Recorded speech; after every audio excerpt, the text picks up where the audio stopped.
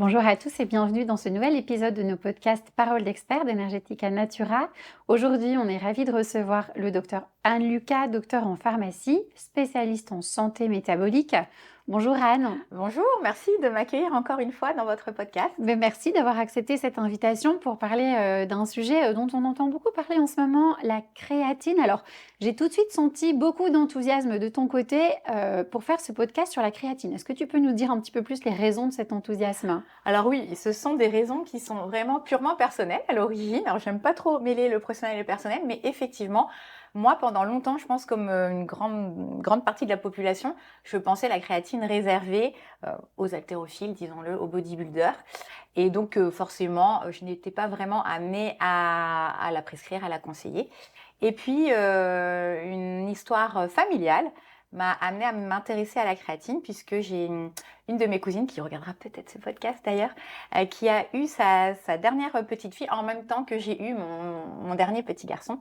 Et on s'est malheureusement vite rendu compte qu'elle a accumulé un retard neurodéveloppemental très important avec vraiment troubles du langage, troubles psychomoteurs.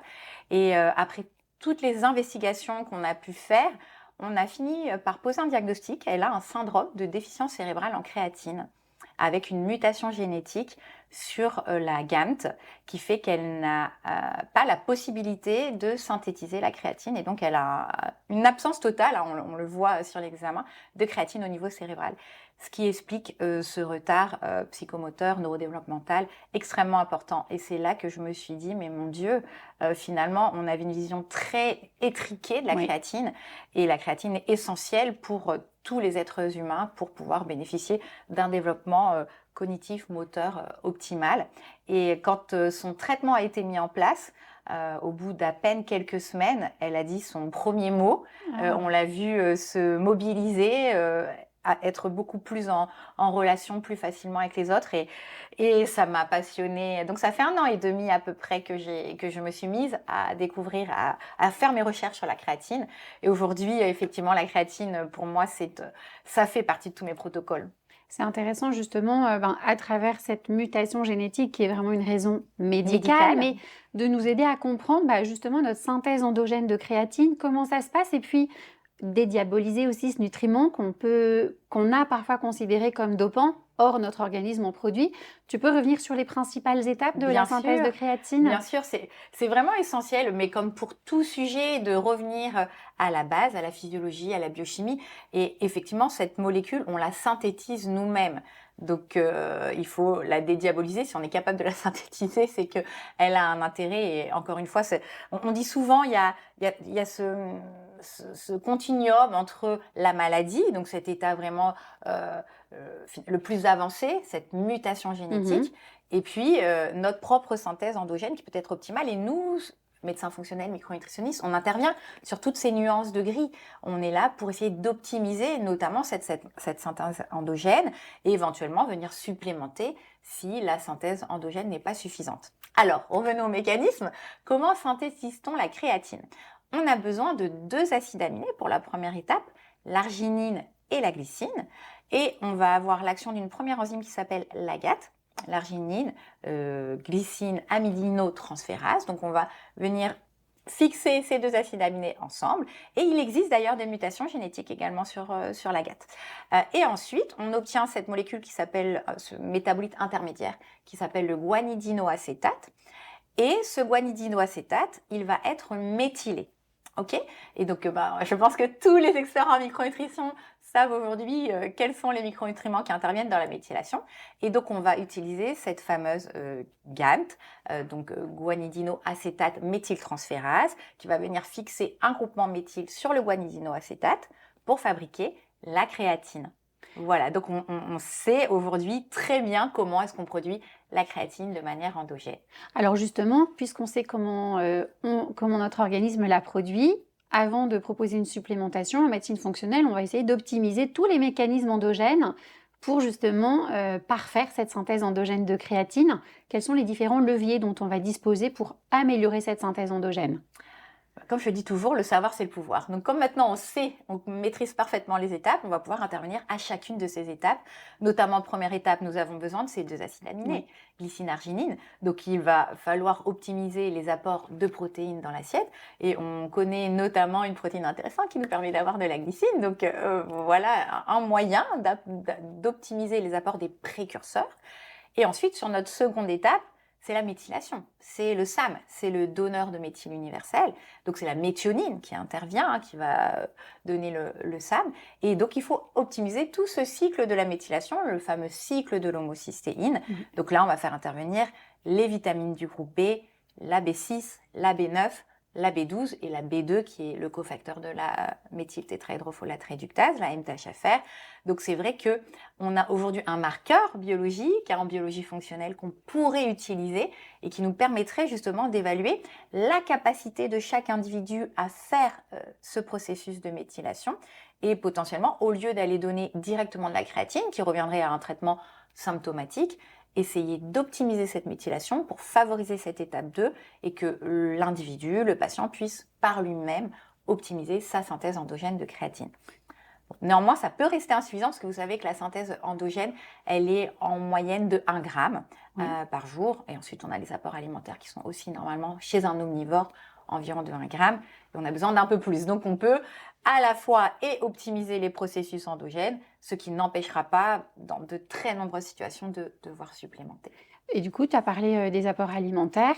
J'imagine que chez certaines catégories de patients, les patients véganes par exemple, végétariens, on aura un pool d'acides aminés qui ne sera pas forcément satisfaisant ou suffisant pour la synthèse endogène de créatine. Est-ce que vraiment c'est une population à risque de déficit en créatine? Tout à fait, et ça s'explique encore une fois par les voies de synthèse de la créatine en elle-même.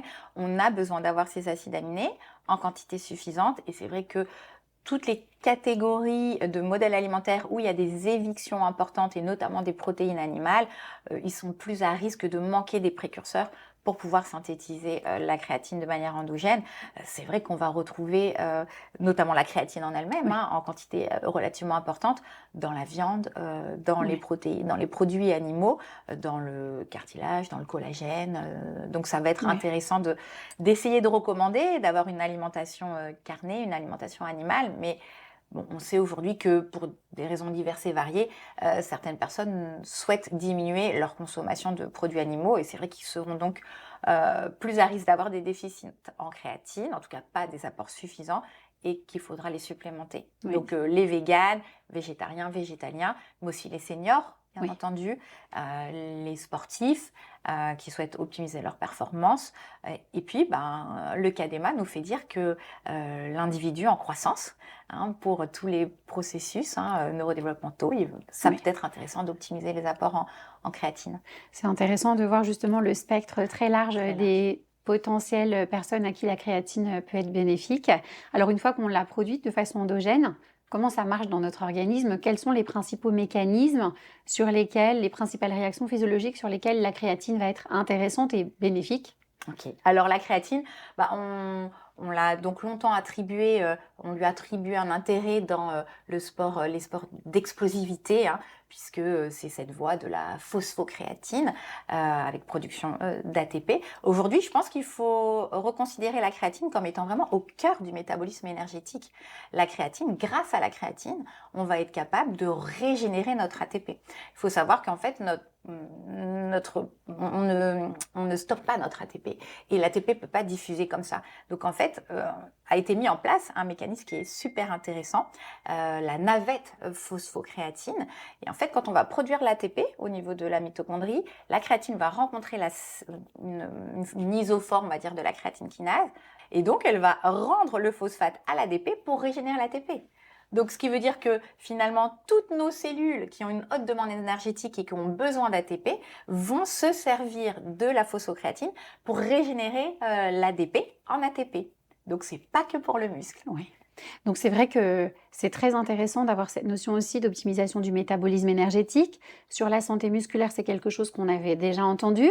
Et puis ce qu'on entend quand même de plus en plus, c'est l'utilisation de la créatine dans les problématiques cognitive, neurologique, neurocognitive. Est-ce que tu peux nous en dire un petit peu plus sur ce sujet qui semble être très prometteur? Oui, tout à fait. On est encore voilà, aux prémices de toutes les études sur l'intérêt de la créatine dans les troubles neurocognitifs, neurodégénératifs chez le senior, et notamment, finalement, peu importe l'âge, mais dans des situations d'un peu de stress énergétique, l'étudiant qui va passer des examens, le jeune adulte qui a des responsabilités professionnelles très importantes, effectivement le senior, le sujet vieillissement, la femme en périménopause, ménopause, où effectivement les neurones, nos neurones ont une énorme demande énergétique. Donc le cerveau, on sait que c'est un tout petit pourcentage du poids du corps, mais 20% de la production d'ATP.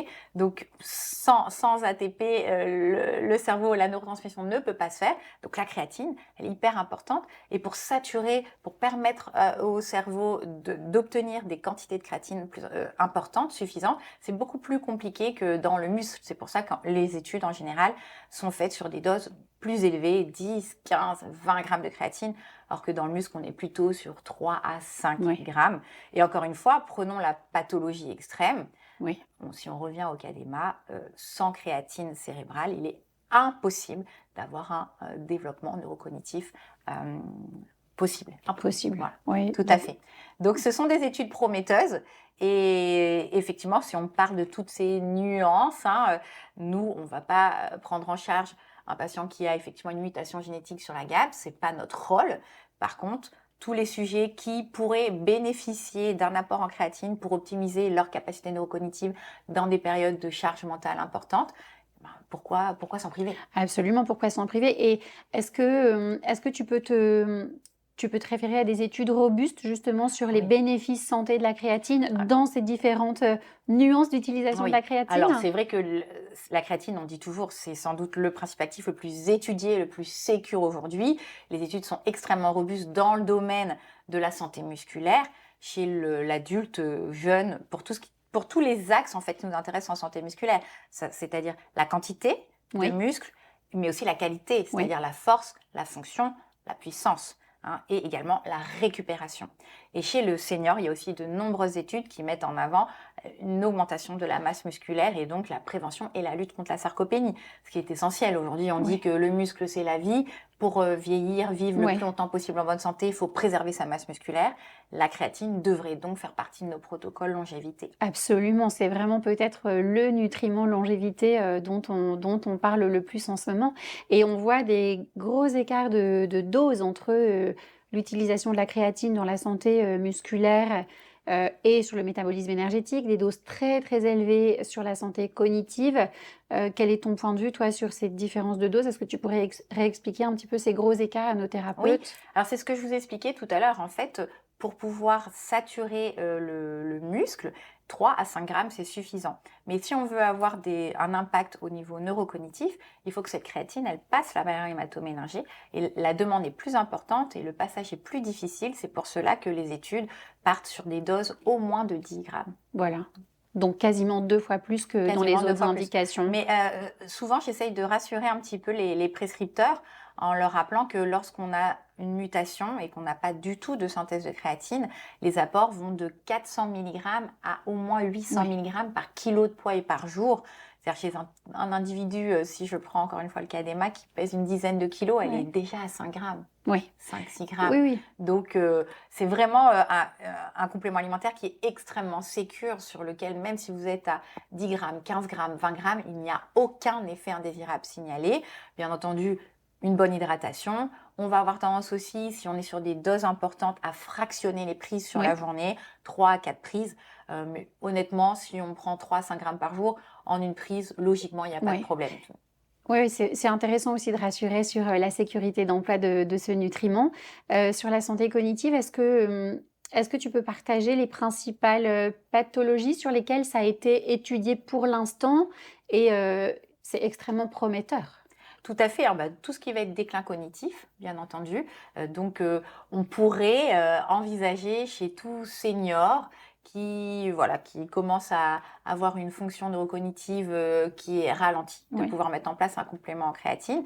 la maladie d'Alzheimer, dans laquelle aussi on pourrait intégrer dans les protocoles la créatine, notamment chez les sujets qui ont une vulnérabilité à développer la maladie d'Alzheimer. Ça pourrait être intéressant si les polymorphismes sont testés et qu'on retrouve notamment un ApoE4. À mon sens, ça serait intéressant, même si on est qu'aux prémices de toutes ces études, à titre préventif, de pouvoir proposer de la créatine à ces sujets. Oui, donc c'est vraiment un nutriment très prometteur. Tout à l'heure, tu nous as parlé de la première stratégie, optimiser la synthèse endogène. La deuxième, quand c'est pas suffisant, c'est la supplémentation. Est-ce que tu peux nous en dire un petit peu plus toi, en tant que thérapeute aussi, comment est-ce que tu procèdes?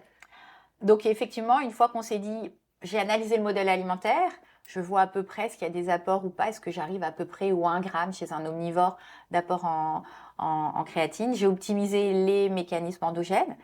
Bon, il faut quand même que j'apporte peut-être 3 grammes, 5 grammes, voire plus si je suis en neurocognitif. Et là, effectivement, on va pouvoir utiliser cette molécule qui est, encore une fois, testée et retestée, qui n'a pas d'effet indésirable aux doses habituelles. Donc oui, l'utilisation de la créatine, s'assurer que ce soit une créatine pure, les procédés de fabrication, qu'elle soit monohydrate, bien entendu, c'est la forme sur laquelle on a le plus d'études, et micronisée, c'est encore un point en plus. C'est important justement de faire le tri, entre guillemets, dans les différentes qualités de créatine, parce qu'on en trouve à tous les prix, de toutes les formes de qualité, avec des puretés qui sont particulièrement mauvaises parfois, et ce qui induit en fait beaucoup d'effets secondaires et parfois une certaine crainte à l'utilisation de la créatine. Et là, on parle quand même d'un usage, alors au long cours et quotidien. Et puis quotidien, et puis dans un contexte de prévention santé ou d'optimisation de la santé. Donc, on se doit vraiment d'avoir ces critères qualité présents. C'est très, très important. Et alors, toi, très concrètement, Anne, dans ta pratique aujourd'hui, la créatine, elle occupe quelle place? Alors, en toute objectivité, pendant jusqu'à cette histoire familiale, à peu près il y a 1 an et demi, mes protocoles de base, c'est-à-dire à la première consultation, sur le protocole de base qui va être un petit peu modifié en fonction des signes fonctionnels, bien entendu, mais j'avais mon top 3. Je pense qu'on en avait déjà parlé ensemble. Vitamine D3, K2 ou vitamine D en fonction des statuts, magnésium et oméga 3 en fonction de la consommation de petits poissons gras. Et aujourd'hui, j'ai un top 4.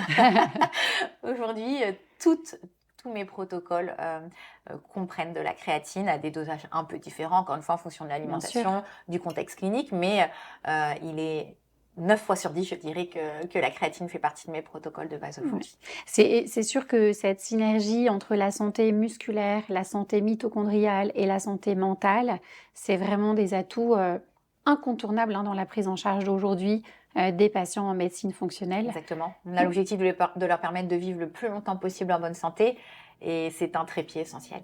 Indispensable. Merci beaucoup, Anne, pour toutes ces informations très riches. Merci à tous pour votre écoute, et on vous donne rendez-vous pour un prochain épisode des Paroles d'experts d'Energetica Natura. À bientôt. Merci, au revoir.